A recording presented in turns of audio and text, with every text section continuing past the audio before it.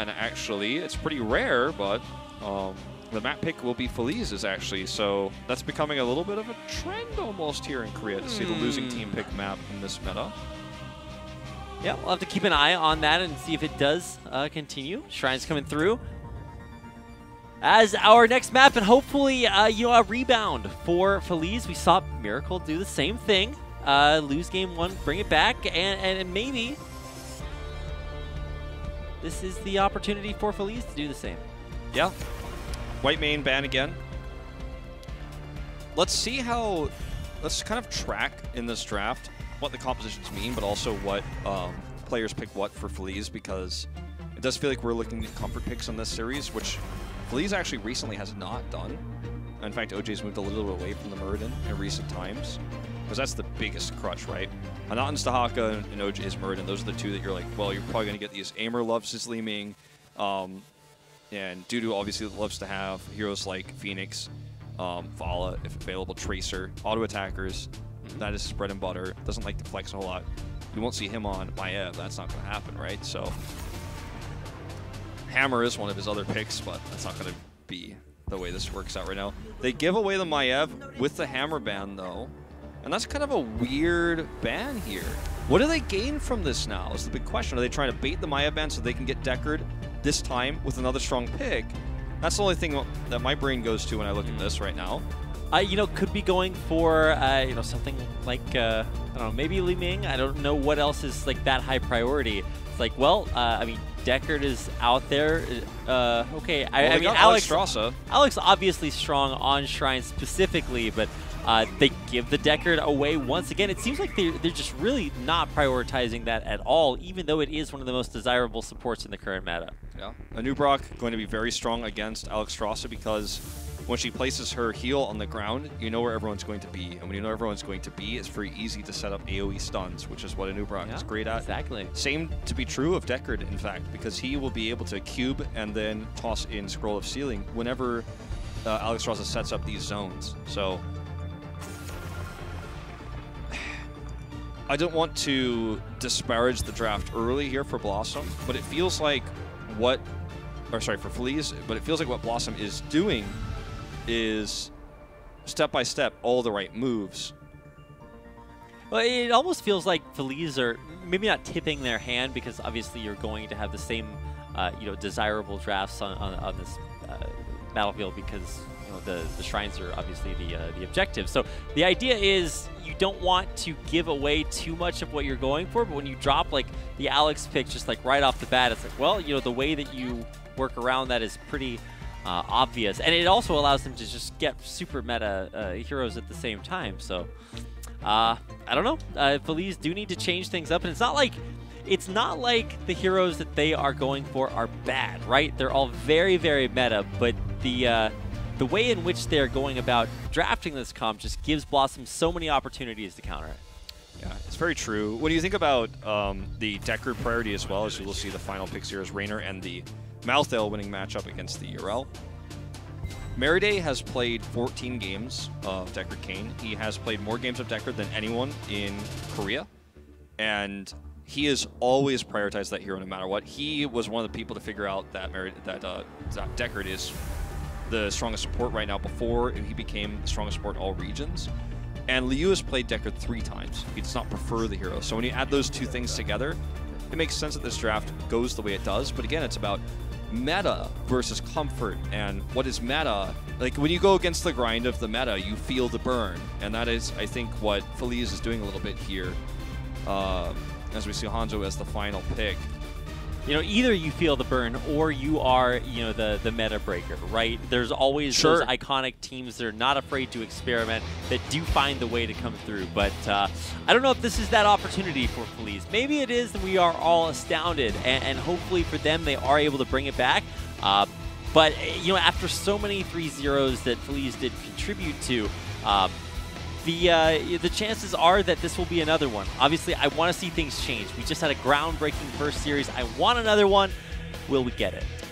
That's a good question. It looks to be otherwise at the moment, but let's see how this draft works. I don't want to kick it before we go in game, but I think universally analysts would agree, specialists would agree in this field of Heroes of the Storm that BlossoM has the superior draft for the Battleground. But Alexstrasza is never a force to underestimate, and post 10, very true. She will have the ability to basically have a second life bar while also being able to avoid AoE stuns, etc.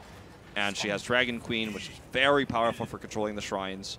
But I think the Nubrak pick plus Deckard and Maiev, mind you, like all these area of effect abilities where you have a predictable location where your opponent's going to stand, this means that she's going to have less opportunities to give that heal output. Yeah, very true. And you know, you mentioned Deckard being not only a comfort pick for Merryday, but also just so effective at dealing with the effectiveness of Alexstrasza when it comes to these objectives. I don't know how Feliz are going to get around that, right? BlossoM seems to have once again drafted themselves a big advantage here. We'll see how they are able to use it. Merryday with a 70% win rate, by the way, on Deckard Cain, just over 70. Well, if you're going to have a most played hero, you might as well have a pretty good win rate on it too, right? Yeah, and I mean, Deckard Cain's win rate in the tournament. Let me just take a quick look, because I'm pretty sure it's quite high.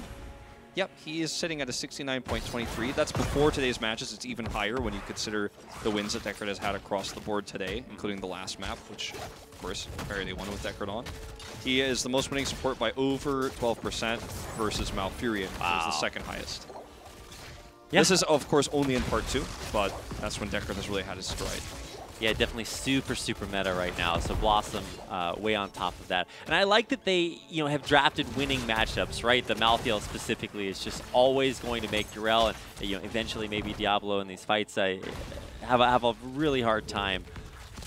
And specifically in the lane, it's not like, BlossoM need any help, but it's also just going to keep giving Feliz more problems to deal with. Yep. Just a little small thing, BlossoM, what they tried to do with this invade was to grab the healing well. That's why they continue to try to give vision with their abilities over the wall. If the siege goats, or whatever they're called, the Khazra siege or whatever, goats. The siege goats, man, if they lose vision, Khazra Impalers? Yeah, they're normally just called Impalers, but yes. If they lose vision, they can't kill the healing well anymore, so just barely missed it. Gets a few shields, but that's actually huge that Feliz saves that, because that would have been an amazing pick. The middle healing fountain is the most accessible healing fountain no matter where you are on the map to get health and mana, so that would have been a nice victory. They failed to get it, fortunately, but it's a nice attempt there. Now they're going to carefully and quite easily take their own cap. Hanan steps into the lane, and uh-oh, tragedy strikes! Indeed it does, and I don't know if he's going to make it out of there. I mean, Urel, by the way, of course, but that was still a very dangerous situation. He will be much less effective when it comes to that rotation. Wiz, the and one. Can OJ save that? Wiz is a merciful god. That was actually so pre-planned. Like, you could tell how much Wiz is normally the shot caller on this team. You could tell how much he's like watching not his screen. You know what I mean? Like, he's like, oh, he's gonna take this path. He's like, I'm not really paying attention to the minions I'm hitting here in the lane. I'm actually trying to set up a kill. That one's back to full health though. That was like the and one, or the alley-oop, right? You're just like just throwing the kill his way. He didn't catch it quite, but you're right. It's the volleyball set, He missed the spike, but he was close. It's still a huge win for them, forcing the healing fountain to be used, etc. But this is when Alexstrasza has her power, right? On this map is when you go for the objective. And she can pop Dragon Queen at any moment here. She did not, to my knowledge, use it yet. Here it is now. Yeah, Dragon Queen on a very, very effective time to be Alexstrasza. Can BlossoM weather the storm here? Certainly seems like they are in an okay spot. They're pushing, Feliz back, but actually kills start coming in for Feliz, just showing that effectiveness on the point. Wiz the next casualty, and a big win. Yep. Alexstrasza is, again, one of those forces not to be underestimated here. And with the baited Sergeant Hammer ban, which allowed them to first pick Maiev, it was going to go Feliz's way. And Merryday's, if this map ends up going Feliz's way, they've got a nice advantage now. Merryday's proclivity to run the Dahaka, or excuse me, the Deckard, over a more meta pick for the map may come back to bite him. We will have to see, but we saw already Impale used and Merryday's Scroll of Sealing right where the circle was placed for Alexstrasza's healing. So they've already prepared for this, and kind of the counters we were talking about that exist in this draft for BlossoM were used correctly, but Honkono dove too deep, and he's not playing Muradin tonight. Cannot just pop Avatar. He doesn't even have 10 yet anyways, even if he was Muradin. And Phoenix does so much consistent damage. It's crazy what happens to you if you just get stuck in there. And he took the 7Q talent as well, so I mean, so much extra damage. Yeah, you have to respect it, and BlossoM, I guess, did not. So, you know, is this going to be the source of strength that Feliz need? I mean, obviously, you know, winning the objective is not everything. You still do have to play the rest of the game. Diablo will maybe not be playing the rest of the game. Okay, just tanky enough to survive. Gondar maybe actually is overextended, but Aimer doesn't have that much damage. You can just see what Maiev is capable of when someone steps over the line for just 1 second, when you have Decker Kane over on your side where you can follow up with additional CC. But yeah, because of the health pool and Alex Ross's healing output, which cannot be denied in this case because they already used their CC before, he lives for a long time. And that forces Malthael to make the walk of shame back to the top lane where he's going to be clearing the last wave. Urel's freed up to push mid. And Feliz has a lot of, because of that failed gank, Feliz gains a lot of small advantages that are pushing them closer and closer to having 10 first, which is where they're going to hit their big spike with Alex Strasza as well as Hanzo, who will have the ability to hard engage some of these fights. Yeah, Malthael and Urel both back towards top lane, but Urel is actually going to be able to come down faster because Malthael's just a little bit slower. He came into top lane slower, he's going to leave it slower. And so maybe that will give Feliz an opportunity if Urel eventually ever makes it down. Right now in a 2-on-1, so maybe we're about to see that be not necessarily the greatest place to be. I'm waiting to see if the mid lane is a liability, and there we go. Yeah. 10's up for Feliz. This is going to be where they can really make a big play. Unfortunate timing because there's no objectives on the map. Yeah. Like, I almost feel like they might have even wanted to invade this Impaler camp instead of just passively rotating to their Shaman camp, right? It was a tiny window, and so I can understand the fear, and especially if you're Feliz, you're like, oh my god, we're winning, this is crazy, like, let's just not mess this up, right? But it is, you know, I think they could have gotten more out of that. Now, BlossoM walks to the biggest objective, and they have even talent tiers. So it was not, there was no way for them to, or rather they chose not to, seize that window of opportunity. Yeah, what does this feel like for Feliz? Are they able to capitalize on this? Only about 5 more seconds left until our next shrine, and yeah, for Feliz, they are in a pretty good spot. Now, they don't have that talent tier advantage, but they still have a level advantage for a few more seconds. Look at Honkono's positioning. He's trying to flank. He's got the ping. Dudu is face checking here. We'll see him. It's the worst thing you want to see when you face check like that. But they have control of the shrine first, and that's massive because Dragon Queen is available. Liu is just waiting to use it. Once he does, they will be able to swing this into their favor. So BlossoM needs to make something happen early, try to pop it early. Here it is. Yeah. Dragon Queen's out. Dragon Queen out. Hanaten going in. OJ is actually doing an excellent job in the front line, zoning for the rest of his team to gradually move up, retake, and how does BlossoM come back in? I mean, Hyperion is going to be a big way to come back, but, you know, Hanaten is just basically immortal up there in the front lines. The way that Hyperion works is going to maybe steal a lot of these defenders. Hanaten, yeah, as you say, up in the front lines, kind of caught here, but he pops his rogue at the last second. Oh, help him stay alive. Going down, there's the last rites, but it doesn't actually wind up, you know, being the big win that BlossoM needed. It's a 1-for-1 right now, and it does look like, I can't tell if Feliz want to go back in. OJ makes a decision. He's saying yes. Modern Life goes down, and Honkono should be. There's some miscommunication here with BlossoM on their targeting. Meride runs out of mana, can't heal anybody.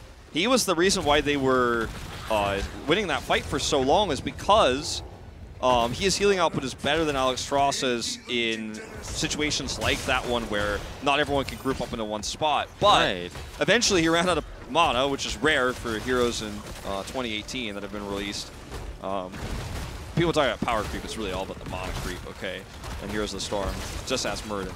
But anyway, the point is, he couldn't really give that healing output anymore. Dude did massive damage with his salvo, so Feliz wins another fight off the back of this Alex Strasza pick and the setup that they have brought together with this. And they have 13. And this advantage that they have, this time, let's see if they capitalize on it further. If they try to knock down a wall here, which it looks like they want to do, they're going to try to take this neutral camp. taking small advantages with the talent tier that they have, something they did not do with 10, but they will do with 13. Less significant than 10, but obviously they're starting to feel a little bit more confident here. I mean, 5 kills to 1. Full stacks on Diablo, nearly, if not already. It's a great position. Feliz is poised to continue to lead this game and take it. They've got 2 forts down. And the usage of the Absorb for Yrel, for Hnatten, was perfectly timed so late in that fight. He had BlossoM duped. I honestly feel like some people in BlossoM like forgot that he had that, or like maybe he used it already, just because he waited so long to use it. He stayed alive, drew so many cooldowns, so much aggro. Yeah. It's kind of in the same category as like Palm for Karazim. Like, it's that ability that now teams and players are so good at just denying the effectiveness that you never really expect it to just get the team survival. Oh my God, Wiz! Wow, but that could have been terrible. But look at Honkono. He was gonna try to maybe cut them off. That was not the arrow that you're like, wow. That was the arrow where you're like, wow. We were wowed by that arrow in a different way. That is, very, very true. Yeah, that arrow will show up in a different game of Heroes and stun somebody, but not this one. So there's a lot of Twitch clips of great arrows, arrows out there that really stand out.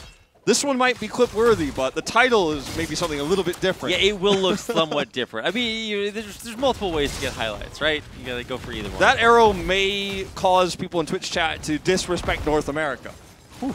Perhaps, although there's... That is the normal way to speak of bad arrows, is to disrespect North America. Is it not? Yeah, I feel like there are probably plenty of reasons that you could do that in general, both in and outside of Heroes of the Storm. But for right now, the biggest thing is that cooldown will not be effective, but it's already back up again. So maybe second time's the charm.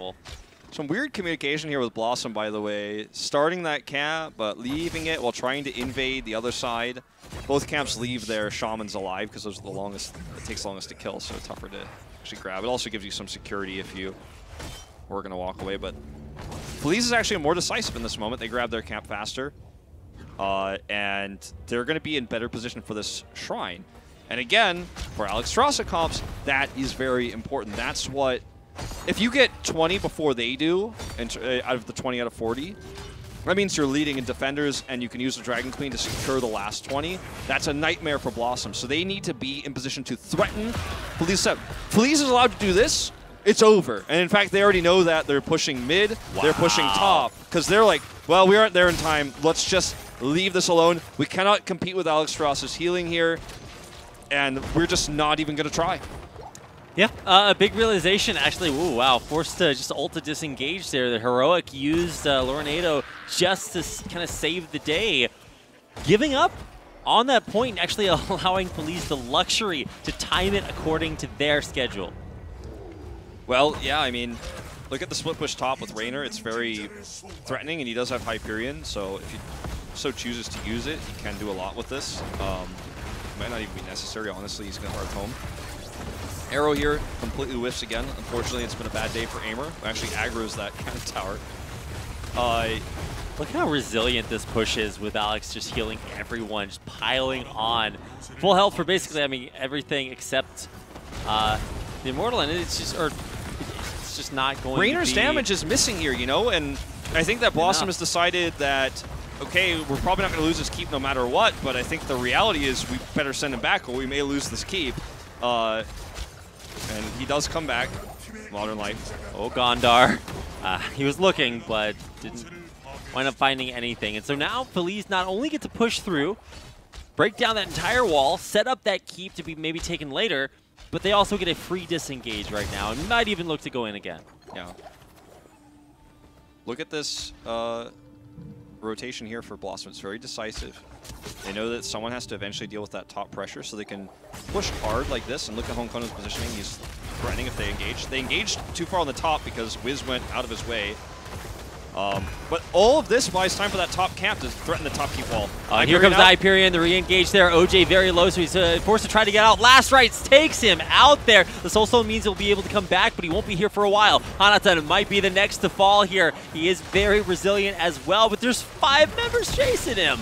Yep, he used his absorb already. Is going to get blown up here, though, by Raynor, and now even Salvo is not going to be enough to save Leo. He's trying to use this to threaten everybody back, scare them away, almost, you know, like, you're going to take a lot of damage, run away, but it's not going to actually have an impact on BlossoM as they know they have enough sustainability to push through. And all the while, this entire keep wall goes down. BlossoM with the kill on Alex Ross and Urel can now take mid forward. So all the advantages that Feliz had early wash away, and just a few decisive moves from BlossoM. It looked bad for a moment there with Wiz up on the top part of the map, and it looked like Feliz might actually secure a pick. But BlossoM just used Last Rites, which is insanely valuable against Diablo. Something that I had even really not been thinking about in terms of the draft, but when you think about it now, it's a further reason to pick the Malthael. With Urel on the other side, you have that matchup win, and then you have the Diablo blow-up damage anyways. Yeah, I think the obvious reason is, you know, percentage damage is pretty good, but, you know, you're not going to be laning against him, right? Yeah. So it's primarily, just to make sure that you can get that first pick off and really snowball the fight exactly as it happened for BlossoM. And, you know, it did feel kind of like inevitability. I'm always worried for, you know, teams that don't have as much experience winning. When they do get an advantage, a lot of times they can struggle to leverage that as much as teams who are in that position over and over again. Yeah, certainly. And, I mean, you hit the nail right on the head there. And now Feliz needs to figure out what they could do to survive. And is that going to be taking a fight before 20? There's going to be the tiniest of tiny windows for that. That's like a window in a Barbie doll house that we're looking at there. It's pretty small for them to actually find that fight. And BlossoM is just avoiding them. They're not going to the shrine. They're not going to give Feliz the opportunity to fight. They're going to try to get 20 by soaking, by split pushing. And it's actually insane that it's Nubrok who's actually doing the push in bottom. But they're going to have 20. And Feliz didn't. They just waited top for the shrine to activate. They didn't go out of their way to make anything happen. And now it's just OJ sitting in the corner is all they can rely on. And they actually have to walk away from this. Dragon Queen is going to be their biggest asset here, but we're talking about Raynor's 20, huge power spike. Rewind we're looking at here. You do not want to fight BlossoM on even footing. Here's the cocoon. Yeah, it's a nice way to start the fight off there, trying to break through, and there it is. But can OJ make it back out? Look at that combo. The damage just doesn't even give him a chance to survive. Hyperion maybe, or Dragon Queen rather, maybe a little bit of a foregone conclusion there, and the disc will allow for yet another perfect pick. Yep. And that's GG. BlossoM will be able to take the game off of this.